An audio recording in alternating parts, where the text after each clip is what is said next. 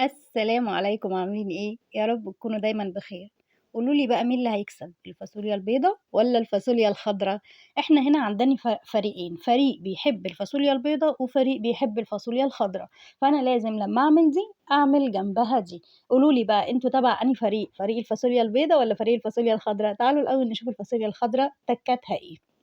فاكرين في فيديو التوم الخلطة اللي أنا عملتها التوم بالفلفل، هاشوّحها بقى في حتّة زبدة كده، وديّة فاصوليا خضرا كنت مفرّزاها، هنبدأ إن إحنا نشوّحها مع التوم ومع الفلفل عشان ريحتها تظهر كده وتفحفح.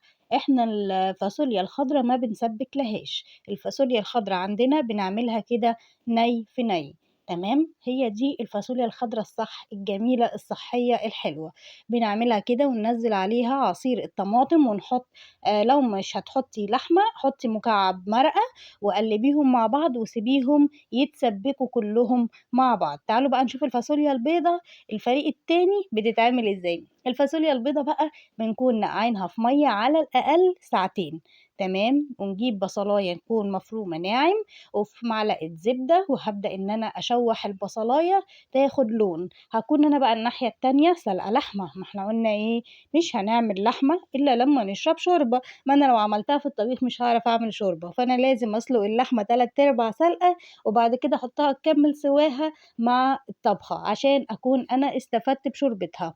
هانزّل بقى عليها هنا اللحمة المسلوقة، تمام، تاخد تشويحة كده مع البصلة بتاعتي عشان تدّي طعم وريحة للطبخة عندي، تمام. هنا خلاص البصلة قرّبت تدبل أهي، أنا مش عايزاها تتحروق، يعني مش عايزاها تحمَر معايا أوي تبقى تقلية، أنا عايزاها يا دوب إيه، تدبل علشان تكمّل بقية الريحة بتاعتها أو الدبلان بتاعها مع اللحمة. هانزل بقى باللحمة وأقلِّب بقى البصلة مع اللحمة كده كإني باشوّح لحمة ببصل، علشان تدّي طعم حلو أوي للطبخة بتاعتي، تمام. بسم الله الرحمن الرحيم.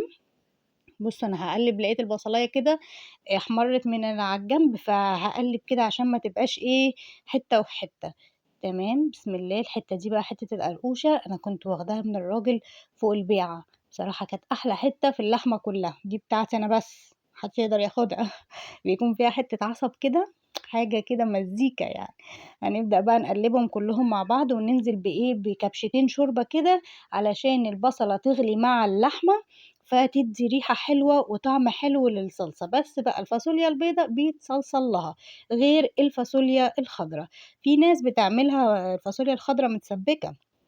بس أنا باحبها بالطريقة دي أكتر، باحس إن هي لطيفة وأخف، يعني أنا بصراحة من فريق الفاصوليا البيضا، ما ليش في الفاصوليا الخضرا أوي، جوزي من فريق الفاصوليا الخضرا، فأنا شايفة الطريقة دي ألطف وأخف في الفاصوليا الخضرا. حابة تعمليها بنفس طريقة الفاصوليا البيضا وتسبكيها ما فيش أي مشكلة، حابة تعمليها بالطريقة دي وتدوقيها وتدعي لي برضه ما فيش أي مشكلة. حابة تعمليها في طاجن، اللي أنتِ عايزاه، كُلّه متاح يا ست الكل. إحنا هنا نزّلنا بقى معلقتين أو كبشتين الشوربة، نسيبهم بقى يغلوا كده مع بعض غلوتين لغاية لمّا الشوربة تقِل خالص، وبعدين هابدأ أزوّد عصير الطماطم بتاعي وأسيبه مع اللحمة لغاية لمّا تتسبِّك بنسبة 70، 80% كده، هابدأ إن أنا أضيف الفاصوليا بتاعتي. وزي ما قُلت لكم الفاصوليا لازم تكون منقوعة علشان تستوي معاكِ ما تبقاش ناشفة، علشان هي عاملة زي الفول، أي بقوليات لازم تكون منقوعة سواء فاصوليا، لوبيا، فول، لازم تكون منقوعة عشان تبقى زبدة كده معاكِ وطرية وبتدوب في البُق، ما تبقاش ناشفة وبتقرش مهما بتغلي في الصلصة ما بتستويش، تمام. هنا أنا نزّلت عصير الطماطم بتاعي، هاوطّي بقى النار خالص واسيبه اللحمة تكمّل سواها في العصير وكمان هو يتسبِّك، تمام. أكون أنا بقى رُحت شُفت الرز إذا كنت بقى هاشوف عايزينه بشعرية والّا عايزينه أبيض، أنتم إيه رأيكم أعمله بشعرية والّا أعمله أبيض؟ هاروح آخُد تصويت وبعد كده إيه، آجي أرجع للطبخة تكون معايا اتسبِّكت وبقت زي الفل، أنا بس مستنياها هنا تغلي كده مع بعض علشان أقول لكم أول ما تغلي كده نقوم إيه، موطّيين بقى النار وقافلين الحلة وسايبينها إيه، تعيش وتتعايش. ممكن ننزّل عليها معلقة صلصة بيوريه، لإن أنا حاسة إن الطماطم الفترة دي صفرا، مش عارفة ليه. أنا حطيت كمان التكاية معلقة سُكّر. أي صلصة أو أي حاجة متسبِّكة تحطّي عليها معلقة سُكّر. طَب ليه يا سمر؟ علشان الحموضة، السكر بيقلل الحمضية اللي بتبقى موجودة في الطماطم. هنا خلاص بدأت إن هي تخش في مرحلة السوا، هي ما استوتش لسه بس بدأت إن هي خلاص تغلي. هتطفي عليها دلوقتي يا سمر؟ لأ مش هاطفي عليها دلوقتي، أنا دلوقتي نزّلت بس الفاصوليا البيضا، هاسيبها بقى كده وهابدأ إن أنا أسيبها مع نفسها تستوي. هنا خلاص كانت وصلت للسوا بتاعها وخلاص هاطفي بقى عليها كده وحلو أوي عليها كده الفاصوليا استوت واللحمة استوت والدنيا زي الفل. تعالوا بقى نبُص بصّة كده على الفاصوليا الخضرا بتاعتنا وصلت لفين.